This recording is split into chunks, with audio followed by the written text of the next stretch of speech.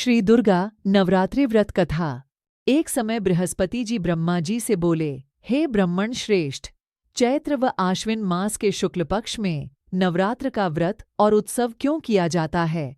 इस व्रत का क्या फल है? इसे किस प्रकार करना उचित है? पहले इस व्रत को किसने किया, सो विस्तार से कहिए।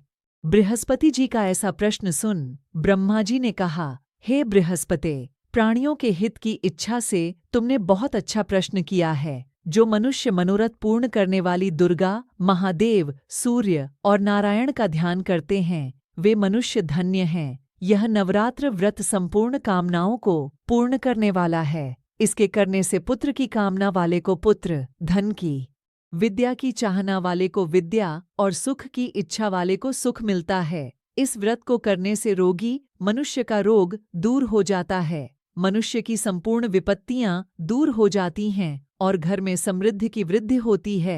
बंध्या को पुत्र प्राप्त होता है, समस्त पापों से छुटकारा मिल जाता है और मन का मनोरथ सिद्ध हो जाता है। जो मनुष्य इस नवरात्र व्रत को नहीं करता, वह अनेक दुखों को भोगता है और कष्ट व रोग से पीड़ित हो अंगहीनता को प्राप्त होता है। उसके संतान नहीं होती और वह धन धान्य से रहित हो भूख और प्यास से व्याकुल घूमता फिरता है तथा संज्ञाहीन हो जाता है। जो सधवा स्त्री इस व्रत को नहीं करती, वह पति सुख से वंचित हो नाना दुखों को भोगती है। यदि व्रत करने वाला मनुष्य सारे दिन का उपवास न कर सके, तो एक समय भोजन करे और 10 दिन बांधवों सहित नवरात्र व्रत की कथा का श्रवण करे। हे बृहस्पते, जिसने पहले इस महाव्रत को किया है, वह कथा मैं तुम्हें सुनाता हूँ, तुम सावधान होकर सुनो। इस प्रकार ब्रह्मा जी का वचन सुनकर बृहस्पति जी बोले, हे ब्राह्मण, मनुष्यों का कल्याण करने वाले इस व्रत के इतिहास को मेरे लिए कहो, मैं सावधान होकर सुन रहा हूँ। आपकी शरण में आए हुए मुझ पर कृपा करो। ब्रह्मा जी बोले, प्राचीन काल में मनोहर नगर में पीठत नाम का एक अनाथ ब्राह्मण रहता था। वह भगवती दुर्गा का भक्त था। उसके संपूर्ण सद्गुणों से युक्त सुमति नाम की एक अत्यंत सुंदरी कन्या उत्पन्न। वह कन्या सुमति अपने पिता के घर बाल्यकाल में अपनी सहेलियों के साथ क्रीड़ा करती हुई इस प्रकार बढ़ने लगी, जैसे शुक्ल पक्ष में चंद्रमा की कला बढ़ती है। उसका पिता प्रतिदिन जब दुर्गा की पूजा करके होम किया करता, वह उस समय नियम से वहां उपस्थित रहती। एक दिन सुमति अपनी सखियों के साथ खेल में लग गई और भगवती के पूजन में उपस्थित नहीं हुई। उसके पिता को पुत्री की ऐसी असावधानी देखकर क्रोध आया और वह पुत्री से कहने लगा, अरे दुष्ट पुत्री, आज तूने भगवती का पूजन नहीं किया, इस कारण मैं किसी कुष्ठ रोगी या दरिद्र मनुष्य के साथ तेरा विवाह करूंगा। पिता का ऐसा वचन सुन सुमति को बड़ा दुख हुआ और पिता से कहने लगी, हे पिता, मैं आपकी कन्या हूँ तथा सब तरह आपके अधीन हूँ, जैसी आपकी इच्छा हो वैसा ही करो। राजा से, कुष्ठी से, दरिद्र से अथवा जिसके साथ चाहो मेरा विवाह कर दो, पर होगा वही जो मेरे भाग्य में लिखा है। मेरा तो अटल विश्वास है, जो जैसा कर्म करता है उसको कर्मों के अनुसार वैसा ही फल प्राप्त होता है। क्योंकि कर्म करना मनुष्य के अधीन है, पर फल देना ईश्वर के अधीन है। जैसे अग्नि में पड़ने से तृणादि उसको अधिक प्रदीप्त कर देते हैं, इस प्रकार कन्या के निर्भयता से कहे हुए वचन सुन उस ब्राह्मण ने क्रोधित हो अपनी कन्या का विवाह एक कुष्ठी के साथ कर दिया और अत्यंत क्रोधित हो पुत्री से कहने लगा, हे पुत्री, अपने कर्म का फल भोगो, देखें भाग्य के भरोसे रहकर क्या करती हो। पिता के ऐसे कटु वचनों को सुन सुमति मन में विचार करने लगी, अहो, मेरा बड़ा दुर्भाग्य है जिससे मुझे ऐसा पति मिला। इस तरह अपने दुख का विचार करती हुई वह कन्या अपने पति के साथ वन में चली गई और डरावने कुशायुक्त उस निर्जन वन में उन्होंने वह रात बड़े कष्ट से व्यतीत की। उस गरीब बालिका की ऐसी दशा देख देवी भगवती ने पूर्व पुण्य के प्रभाव से प्रकट हो सुमति से कहा, हे दीन ब्राह्मणी, मैं तुझसे प्रसन्न हूँ, तुम जो चाहो सो वरदान मांग सकती हो। भगवती दुर्गा का यह वचन सुन ब्राह्मणी ने कहा, आप कौन हैं, वह सब मुझसे कहो। ब्राह्मणी का ऐसा वचन सुन देवी ने कहा कि मैं आदिशक्ति भगवती हूँ और मैं ही ब्रह्म विद्या व सरस्वती हूँ। प्रसन्न होने पर मैं प्राणियों का दुख दूर कर उनको सुख प्रदान करती हूँ। हे ब्राह्मणी, मैं तुझ पर तेरे पूर्व जन्म के पुण्य के प्रभाव से प्रसन्न हूँ। तुम्हारे पूर्व जन्म का वृतांत सुनाती हूँ, सुनो। तू पूर्व जन्म में निषाद भील की स्त्री थी और अति पतिव्रता थी। एक दिन तेरे पति निषाद ने चोरी की। चोरी करने के कारण तुम दोनों को सिपाहियों ने पकड़ लिया और ले जाकर जेल खाने में कैद कर दिया। उन लोगों ने तुझको और तेरे पति को भोजन भी नहीं दिया। इस प्रकार नवरात्र के दिनों में तुमने न तो कुछ खाया और न जल ही पिया। इस प्रकार 9 दिन तक नवरात्र का व्रत हो गया। हे ब्राह्मणी, उन दिनों में जो व्रत हुआ, इस व्रत के प्रभाव से प्रसन्न होकर मैं तुझे मनोवांछित वर देती हूँ। तुम्हारी जो इच्छा हो सो मांगो। इस प्रकार दुर्गा के वचन सुन ब्राह्मणी बोली, अगर आप मुझ पर प्रसन्न हैं तो हे दुर्गे, मैं आपको प्रणाम करती हूँ। कृपा करके मेरे पति का कोढ़ दूर करो। देवी ने कहा, उन दिनों तुमने जो व्रत किया था, उस व्रत का एक दिन का पुण्य पति का कोढ़ दूर करने के लिए अर्पण करो। उस पुण्य के प्रभाव से तेरा पति कोढ़ से मुक्त हो जाएगा।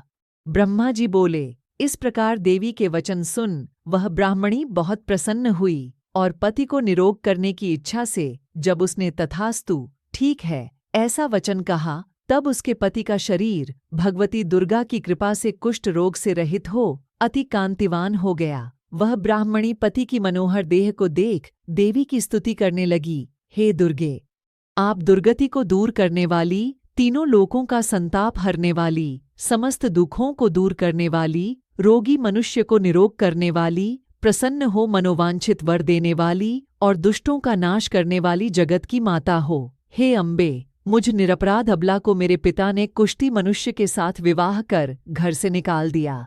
पिता से तिरस्कृत निर्जन वन में विचर रही हूँ। आपने मेरा इस विपदा से उद्धार किया है। हे देवी, आपको प्रणाम करती हूँ, मेरी रक्षा करो। ब्रह्मा जी बोले, हे बृहस्पते, उस ब्राह्मणी की ऐसी स्तुति सुन देवी बहुत प्रसन्न हुई और ब्राह्मणी से कहा, हे ब्राह्मणी, तेरे उदालय नामक अति बुद्धिमान, धनवान, कीर्तिवान और जितेंद्रिय पुत्र शीघ्र उत्पन्न होगा। ऐसा वर प्रदान कर देवी ने ब्राह्मणी से फिर कहा कि हे ब्राह्मणी, और जो कुछ तेरी इच्छा हो वह मांग ले। भगवती दुर्गा का ऐसा वचन सुन सुमति ने कहा कि हे भगवती दुर्गे, अगर आप मुझ पर प्रसन्न हैं तो कृपा कर मुझे नवरात्र व्रत की विधि और उसके फल का विस्तार से वर्णन करें। महात्म्य। इस प्रकार ब्राह्मणी के वचन सुन दुर्गा ने कहा, हे ब्राह्मणी, मैं तुम्हें संपूर्ण पापों को दूर करने वाले नवरात्र व्रत की विधि बतलाती हूँ, जिसको सुनने से मोक्ष की प्राप्ति होती है। आश्विन मास के शुक्ल पक्ष की प्रतिपदा से लेकर 9 दिन तक विधिपूर्वक व्रत करें। यदि दिन भर का व्रत न कर सकें तो एक समय भोजन करें। विद्वान ब्राह्मणों से पूछकर घट स्थापन करें और वाटिका बनाकर उसको प्रतिदिन जल से सींचें।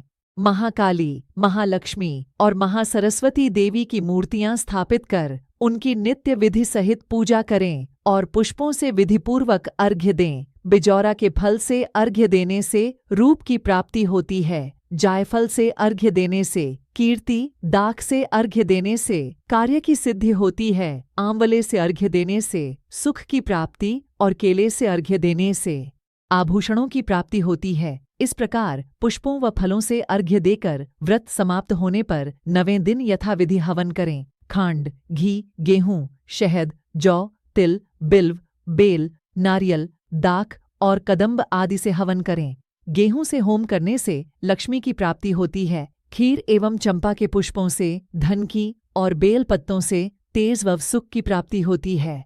आंवले से कीर्ति की और केले से पुत्र की, कमल से राज सम्मान की और दाखों से संपदा की प्राप्ति होती है। खांड, घी, नारियल, शहद, जौ और तिल तथा फलों से होम करने से मनोवांछित वस्तु की प्राप्ति होती है। व्रत करने वाला मनुष्य इस विधि विधान से होम कर आचार्य को अत्यंत नम्रता के साथ प्रणाम करे और यज्ञ की सिद्धि के लिए उसे दक्षिणा दे। इस प्रकार बताई हुई विधि के अनुसार जो व्यक्ति व्रत करता है उसके सब मनोरथ सिद्ध होते हैं, इसमें तनिक भी संदेह नहीं है। इन 9 दिनों में जो कुछ दान आदि दिया जाता है उसका करोड़ों गुना फल मिलता है। इस नवरात्र व्रत करने से अश्वमेध यज्ञ का फल मिलता है। हे ब्राह्मणी, इस संपूर्ण कामनाओं को पूर्ण करने वाले उत्तम व्रत को तीर्थ, मंदिर अथवा घर में विधि के अनुसार करें। ब्रह्मा जी बोले, हे बृहस्पते, इस प्रकार ब्राह्मणी को व्रत की विधि और फल बताकर देवी अंतर्ध्यान हो गई। जो मनुष्य या स्त्री इस व्रत को भक्तिपूर्वक करता है वह इस लोक में सुख प्राप्त कर अंत में दुर्लभ मोक्ष को प्राप्त होता है। हे बृहस्पते, यह इस दुर्लभ व्रत का महात्म्य है जो मैंने तुम्हें बतलाया है। यह सुन बृहस्पति जी आनंद से प्रफुल्लित हो ब्रह्मा जी से कहने लगे कि हे ब्राह्मण, आपने मुझ पर अति कृपा की जो मुझे इस नवरात्र व्रत का महात्म्य सुनाया। ब्रह्मा जी बोले कि हे बृहस्पते, यह देवी भगवती शक्ति संपूर्ण लोकों का पालन करने वाली है। इस महादेवी के प्रभाव को कौन जान सकता है? बोलो देवी भगवती की जय। व्रत की विधि। प्रातः नित्य कर्म से निवृत्त हो स्नान कर मंदिर में या घर पर ही नवरात्र में दुर्गा जी का ध्यान करके यह कथा करनी चाहिए। कन्याओं के लिए यह व्रत विशेष लाभदायक है। श्री जगदम्बा की कृपा से सब विघ्न दूर हो जाते हैं तथा सुख समृद्धि की प्राप्ति होती है। प्रार्थना, हे परमेश्वरी, मेरे द्वारा रात दिन सहस्त्रों अपराध होते हैं, यह मेरा दास है, समझकर मेरे अपराधों को क्षमा करो। हे परमेश्वरी, मैं आह्वान, विसर्जन और पूजन करना नहीं जानता, मुझे क्षमा करो। हे सुरेश्वरी, मैंने जो मंत्रहीन, क्रियाहीन, भक्तियुक्त पूजन किया है वह स्वीकार करो। हे परमेश्वरी, अज्ञान से, भूल से अथवा बुद्धि भ्रांति से जो न्यूनता अथवा अधिकता हो गई है उसे क्षमा करिए तथा प्रसन्न होइए। जाप मंत्र ऊ ऐं हीं क्लीं चामुंडाय विच्चैनम। मनोकामना सिद्धि के लिए इस मंत्र को 108 बार या सुविधा अनुसार जाप करें।